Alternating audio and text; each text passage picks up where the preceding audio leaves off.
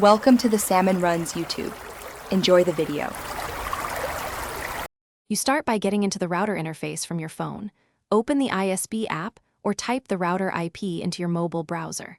Once done, sign in with the admin credentials or scan the QR on the device to authenticate quickly.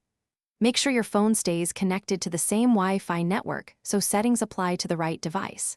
If prompted, allow any permission requests. This ensures the app can communicate with the router and list Wi-Fi settings for editing.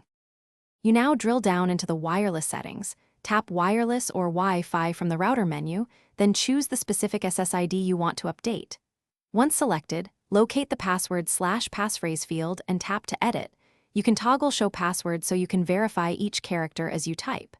Make sure to maintain security. Choose a strong passphrase with letters, numbers, and symbols, and avoid common words. After entering the new password, double-check for typos. Before you hit save, you finish by saving the new password and letting the router apply settings. Connections may drop as the network restarts, so reconnect each device with the updated passphrase. If you cannot sign into the admin panel after the change, try clearing browser cache or use the ISB app.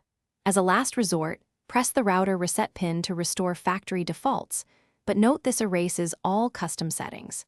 If devices still fail to join, restart the router and your phone, then retry the new credentials. Thanks for watching. Consider subscribing if we helped you.